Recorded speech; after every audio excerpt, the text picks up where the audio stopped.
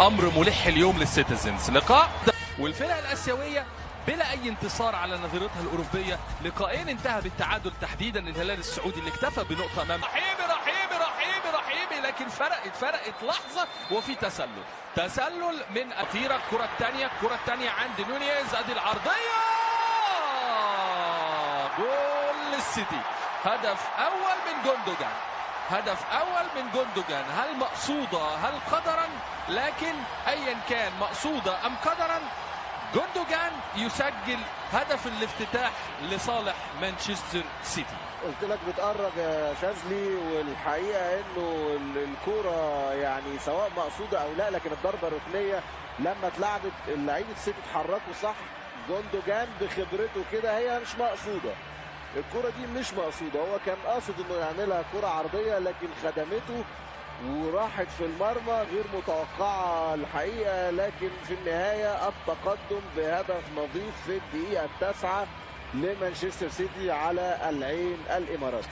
خدعت حارسنا خالد عيسى. كره الكاي جوندوجان يسجل هدفه ال 16 عام، يعمل عرضيه لهولاند. يا ولد تدخل فدائي من امادو نيانج في اللقطه اللي فاتت، تدخل في فدائيه. يمينك عبد الكريم، يلا يا نسيب اسمك من اسمي. يا نسيب يا شاذلي، يا ولد حطها له عبد الكريم تراوري الفصوى دي. جول كلاوديو إتشيفري. ويعني الحائط كان شكله في مشكله.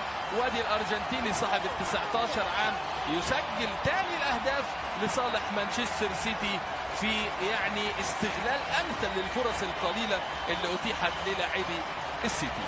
لاعبي السيتي بيلعبوا باقل مجهود. قلت لك قبل الضربه الحره المباشره ان الله يكون في عون حارس المرمى. الحقيقه هي اتسددت، كان ممكن يتعامل معاها خالد عيسى، لكن يعني ما كانش موفق فيها. هي برضو يعني جايه من سقف المرمى، الحقيقه صعبه جدا.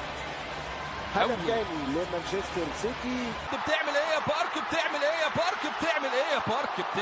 بارك مع هالاند على الليفل ده صعب جدا اللي عمله الكوري الجنوبي. ومرت برناردو سيلفا، خطيره من مين؟ من كوزانوف ولا مين؟ والله نيكو جونزاليز كاد ان يسجل الهدف الثالث، لكن عارضه بطوله رسميه للعين في مواجهه العملاق السيتيزنز. وادي هالاند الحمد لله يمينه غير شماله، واتحطت على يمينه، وهالاند لسه لحد اللحظه لم ينجح في تسجيل. خالد الرأسيه تطلع على طول، تنزل لآية نوري، الكاونتر اتاك انذار يا غربة. لاعبي السيتي بيقولوا انه في بينالتي وانذار لآية نوري. هجمه واحد، ركز يا خالد. جول هدفه ال 122 منذ ان انضم مع السيتي في لقائه ال 144. وادي فرحه روبن دياش وعمر مرموش، وبالثلاثه السيتي يقسو على العين الاماراتي في وحتى اللحظه استقبل 8 اهداف في ماتش ونصف. يعني الاحصائيات واضحه، فرق المستوى، فرق كواليتي كوره من قاره لقاره ومن تيم لتيم، حاجه منطقيه. كنت سالتني عن التبديلات المتوقعه في صفوف العين. في تقديري الشخصي انه في الفراوده اذا حب يغير فلاديمير ايفيتش في الشوط الثاني هيلجا للابا كوجو، طبعا خبره، هداف تاريخي للتيم الفريق. نونيز يا ولد استلم ولف. خطيره ازاي يا رامي انت وبرك ازاي يخترق يعني السهم. يلا يا نسيم فتح زاويه التسديد، يلا يا نسيم. مش ممكن يا شاذلي، كان نفسي يا نسيم اعلق للشاذلي وهو بيحتفل، لكن نسيم عمل كل حاجه وفك كره على طول تروح لبرناردو سيلفا. ناوي على ايه برناردو سيلفا؟ حطها لجوندوجان، جول الهدف الرابع. برناردو سيلفا يصنع هدفه ال 73 في لقاء 405. قائد السيتي اللي قلت بيب جوارديولا يعني غير البوليسي وغير فكره التصويت لاختيار القائد بعد خروج كيفن دي برويني، يدي قياده لبرناردو سيلفا، قائد بحق يضع كرة على طبق لإلكاي جندوجان المنطلق خلف الأمام، يتلاعب بأمادو نيانج ويحطها لحظة خروج الحارس خالد عيسى.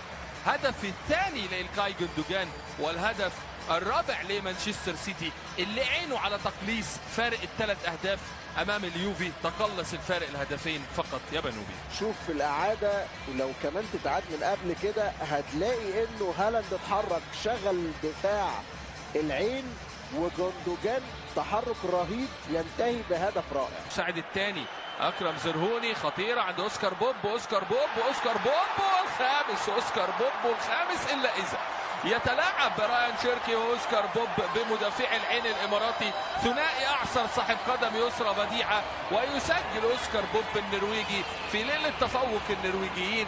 يسجل ايرلينج هالاند ويسجل ايضا اوسكار بوب هدف رائع بالقدم اليسرى.